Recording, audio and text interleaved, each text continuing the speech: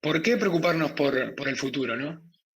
Parece que la importancia que tendría el futuro, especialmente cuando pensamos en el futuro a largo plazo, es que este es mucho más extenso que el presente.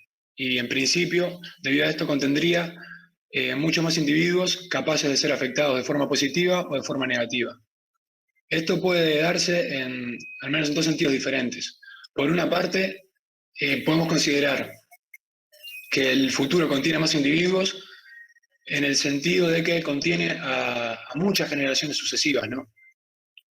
Podemos pensar incluso en un sentido amplio acerca del presente, no como el presente, como el momento actual, sino como la época actual o como un periodo que abarca determinados años. Y si consideramos los individuos que viven o vivirán en el presente, en este sentido más amplio, y los que pueden vivir en un futuro, es decir, la sucesión de distintas generaciones a lo largo de todo el futuro que se puede extender por muchos millones de años, vemos que habría muchos más individuos. Aparte, hay otra consideración que es más de tipo demográfica. Es decir, el futuro podría contener no solo a más individuos por la sucesión de distintas generaciones, sino porque determinados momentos en el futuro podrían contener en sí mismos a muchísimos individuos, ¿no? Podemos pensar en escenarios tales como los de la colonización espacial, que de llegar a darse podría implicar que la vida como la conocemos pueda expandirse por todo el cosmos, de forma tal que podría haber muchísimos más individuos. Bien, en función de esto, una asunción que parece bastante plausible es que los mejores cursos de acción son aquellos que tienen mejores efectos a largo plazo. Esto es lo que se conoce como largoplacismo axiológico. Y eso nos dirá que aquellos escenarios o aquellos cursos de acción, mejor dicho, en los que eh, los efectos a largo plazo son mejores, da un resultado mejor. Si, si nosotros otorgamos a esto una importancia parcial o total en el plano normativo, podemos llegar a asumir lo siguiente, ¿no? Que es lo que nos diría el largoplacismo normativo. Y es que debemos elegir aquellos cursos de acción que tienen mejores efectos a largo plazo. No solo que aquellos cursos de acción serían mejores, sino que tendríamos una razón para elegir este tipo de cursos de acción. ¿Ok? Bien, esto es compatible con múltiples enfoques normativos. Y en el caso de las posiciones consecuencialistas está claro que tendrían razones para optar por este tipo de planteamientos, pero también otro tipo de planteamientos, como podrían ser posiciones deontológicas que no desvinculen totalmente aquello que es correcto de aquello que es mejor que ocurra. Bien, esto puede ser el largoplacismo normativo, es especialmente, aunque no solo, es especialmente defendido desde estas posiciones que son denominadas éticas centradas en el sufrimiento y para las cuales la reducción del sufrimiento tiene prioridad frente a la promoción de lo que pueden ser otros valores positivos. En el caso de las posiciones consecuencialistas, podríamos pensar, esto se traduce en que determinadas posiciones considerarán que o bien las cosas positivas no existen y las cosas negativas sí, y que esto es una razón para priorizar la reducción del sufrimiento frente a la promoción de cosas positivas, porque directamente no existirían. También hay otras posiciones que lo que defenderán es que sí existen cosas positivas, pero que éstas tienen un valor menor o que existe una cierta asimetría entre el valor de las cosas positivas y el valor de las cosas negativas, de tal forma que una unidad, por ejemplo, de sufrimiento, una unidad de valor, entendido como podría ser el sufrimiento, para ser compensado requeriría no una unidad de valor positivo, sino muchas más unidades. Pero también hay otras posiciones, otro tipo de éticas centradas en el sufrimiento, que no se basarán en este tipo de consideraciones de carácter axiológico, sino que podrán defender, por ejemplo, que la reducción del sufrimiento es prioritaria, pues porque hay un deber moral mayor de reducir el sufrimiento frente al deber que podríamos tener de promover cosas positivas. Y bueno, este tipo de perspectivas es especialmente relevante para lo que hoy nos ocupa, ¿no? Que es la reducción de riesgos de sufrimiento en el futuro. Entonces, bien, ¿qué podemos entender por riesgos de sufrimiento? A veces también son denominados riesgos de sufrimiento astronómico o riesgos S para abreviar. Se trata de riesgos que son relativos a escenarios en los que el sufrimiento es enormemente incrementado, o en ocasiones también se dice astronómicamente incrementado, ¿no? A una escala astronómica.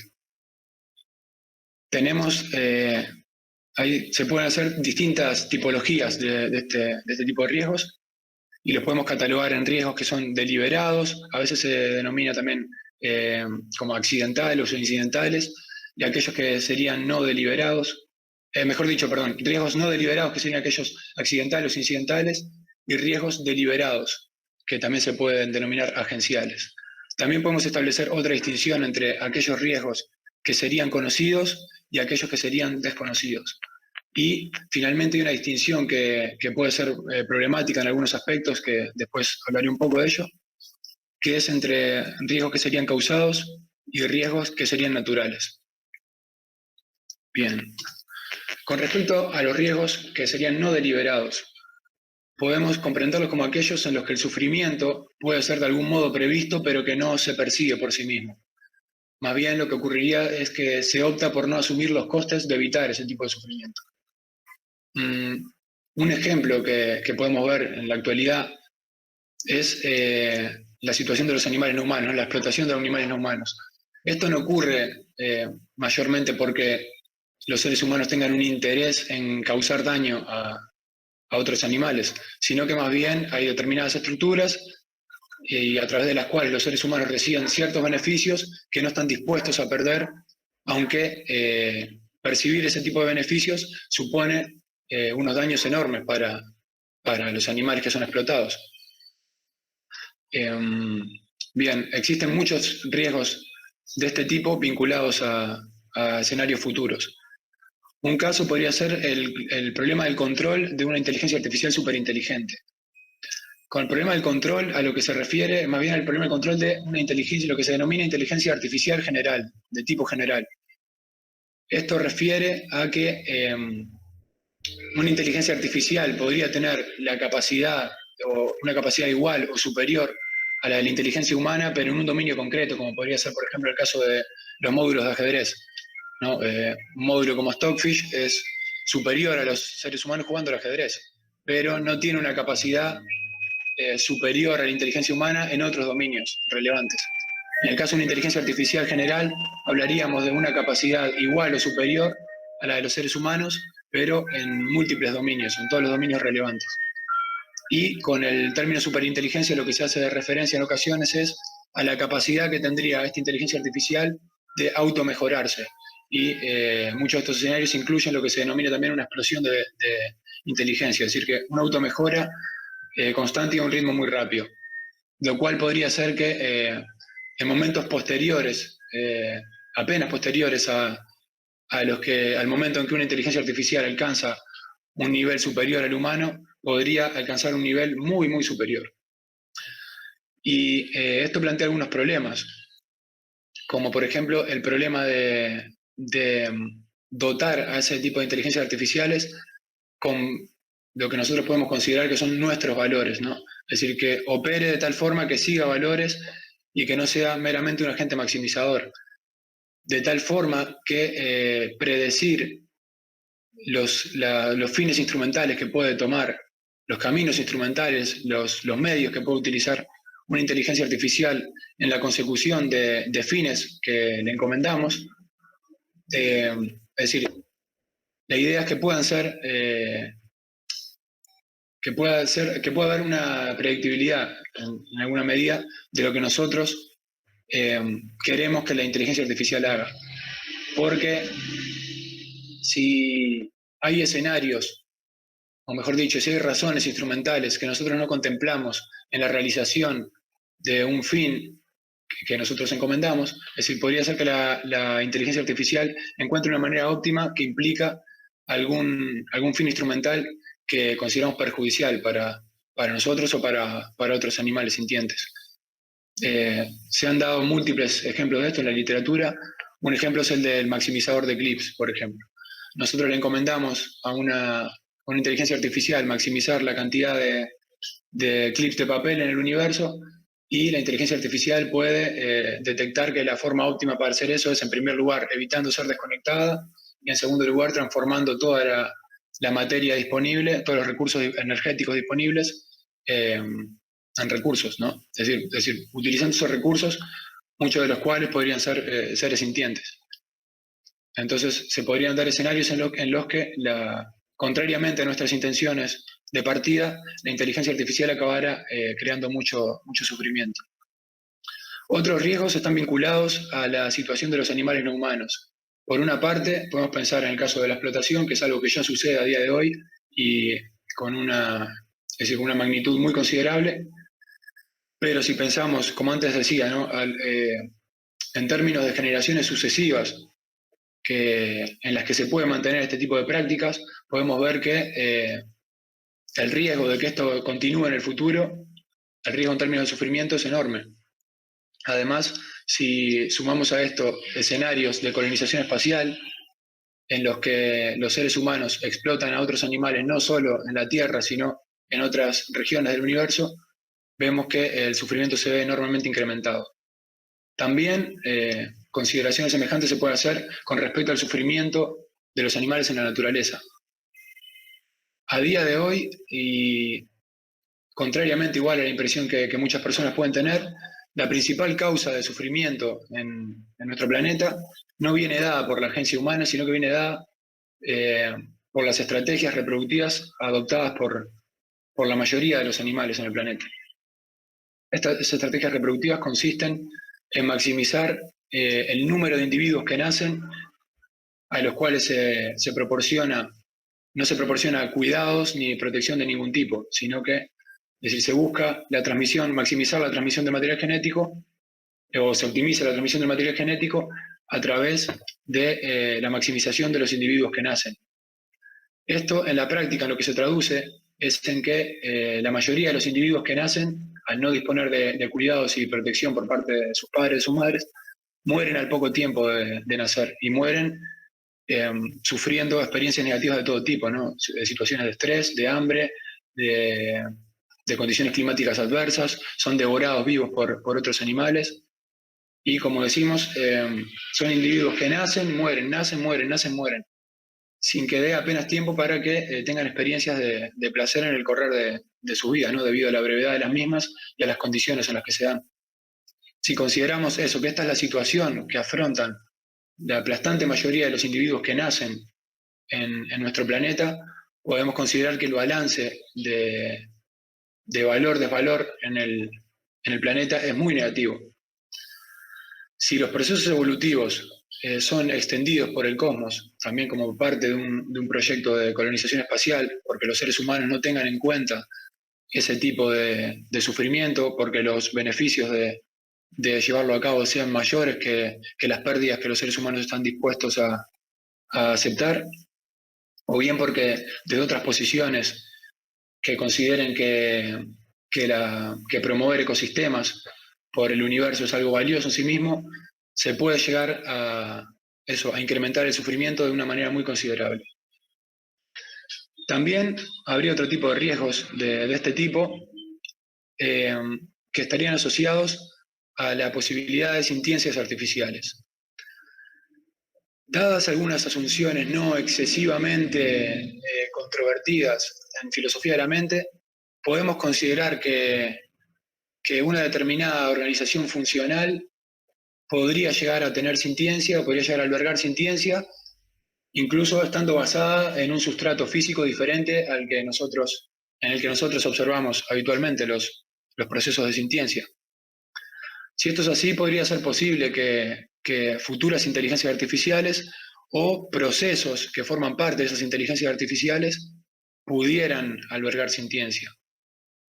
De este modo, podría ser que, por ejemplo, una inteligencia artificial, una superinteligencia, en la persecución de algunos de sus fines, optara por, es decir, si algunos de sus componentes son sintientes y el sufrimiento puede tener algún papel a la hora de procesar información, como se puede considerar a veces que el sufrimiento cumple algún tipo de papel evolutivo a la hora de, de evaluar lo que es el aprendizaje, ¿no? Si el sufrimiento puede cumplir algún tipo de papel en los procesos cognitivos de estas entidades, podría ser que sean utilizados de forma masiva para llegar a determinados resultados, a procesos de cálculo o cuestiones semejantes. También puede ser que el sufrimiento de estas entidades sea aprovechado no ya por la propia inteligencia artificial, sino por los seres humanos que obtengan, es decir, que encomenden, es decir, que ordenen a la inteligencia artificial o que utilicen estos procesos para obtener determinados fines. Bien, también habría otros riesgos vinculados a esto, que es la posibilidad de que en el futuro se desarrollen simulaciones sintientes, es decir, que haya individuos, entidades simuladas que puedan tener sintiencia. En este sentido, podemos pensar que el desarrollo de un universo simulado con condiciones muy similares a las que nosotros conocemos en este universo podría tener un gran valor científico, por ejemplo, para desarrollar hipótesis acerca del origen del universo, o para desarrollar hipótesis acerca de la psicología humana, o hipótesis acerca de muchas cosas. También podrían tener un valor, puramente, las simulaciones podrían tener un valor de entretenimiento, ¿no? Simplemente como un elemento de ocio, crear videojuegos cada vez más realistas en los que los protagonistas tengan sintiencia. Si esto es así, nuevamente el sufrimiento en el universo podría verse considerablemente incrementado.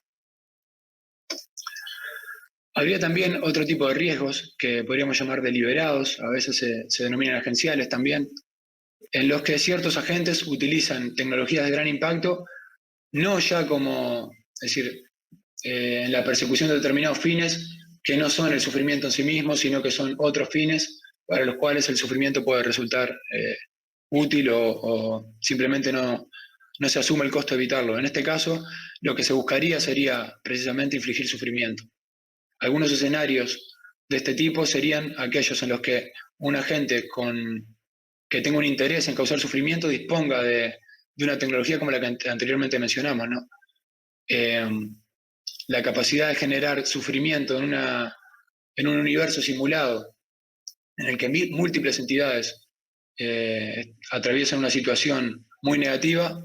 Si hay alguien que quiere llevar eso a cabo y tiene la capacidad de llevarlo a cabo para causar precisamente ese sufrimiento, podría ser algo nefasto, ¿verdad? Otro escenario también relacionado con esto es aquel en el que el sufrimiento se aplica no por un interés, lo que podríamos denominar de una pulsión sádica o algo por el estilo, sino que se aplica por motivos retributivos. A día de hoy podemos pensar en determinados códigos penales a lo largo del mundo, en determinadas leyes de determinados países que aplican castigos que consideramos excesivos o injustos. Imaginemos lo que podría ser este tipo de prácticas disponiendo de tecnologías que pueden incrementar muchísimo el sufrimiento. Como podría ser, por ejemplo, si no solo la capacidad de infligir dolor es mayor, sino que, en lo relativo a la intensidad del dolor me refiero, sino que también es posible una dilatación temporal entre el tiempo fuera de la simulación y el tiempo dentro, de tal forma que se puede otorgar, es decir, se puede condenar a alguien a pasar por una situación muy negativa durante muchísimo tiempo. También podríamos distinguir entre riesgos que son, que podríamos denominar conocidos, de aquellos que serían desconocidos.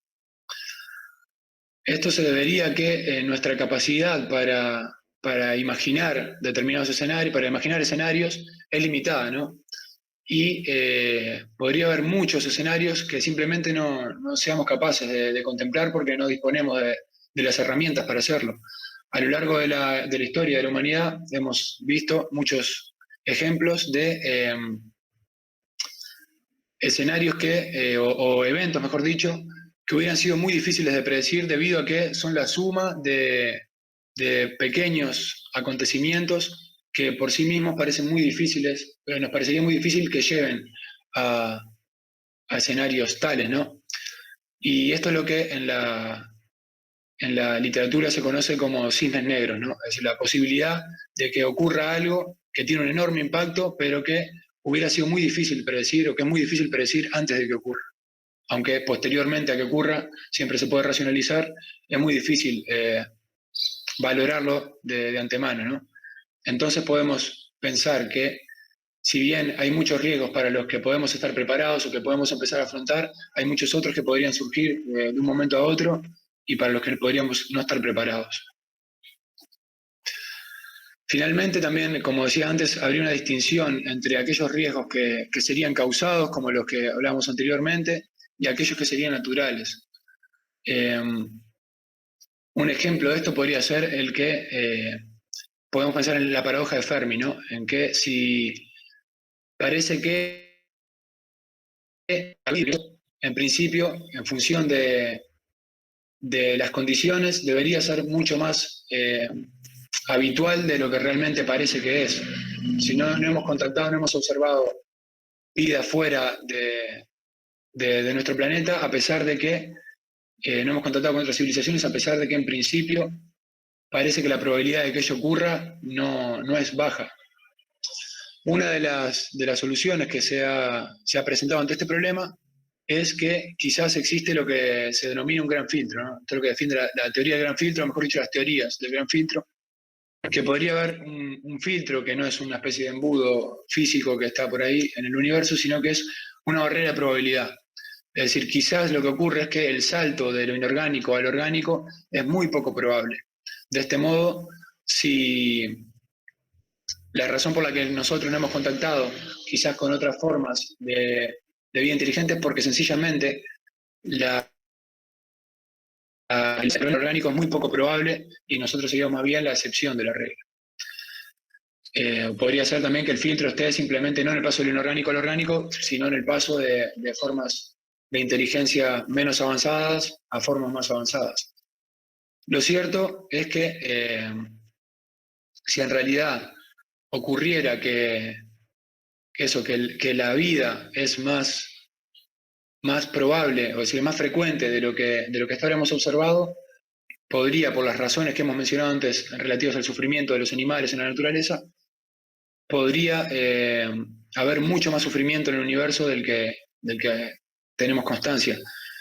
Sin embargo, puede ser problemático considerar esto como un riesgo debido a que, en cualquier caso, parece que sería más bien una constatación, más que un riesgo relativo a lo que podemos o no podemos hacer. Aunque podría haber también consideraciones relativas a qué deberíamos hacer en tal caso o no. Pero bueno, decidí incluirlo en la presentación porque hay autores que consideran que esto es un tipo de riesgo de sufrimiento.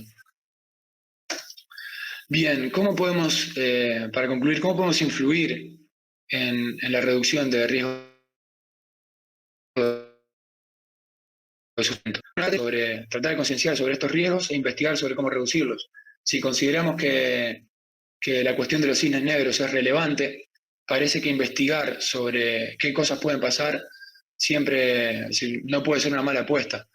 Por otra parte, dado que este es un campo de estudio relativamente nuevo, el impacto marginal, el valor marginal de dedicarnos a trabajar en estas cosas puede ser muy significativo. Es decir, cada contribución puede contar muchísimo porque no hay demasiado material, no hay demasiada literatura al respecto.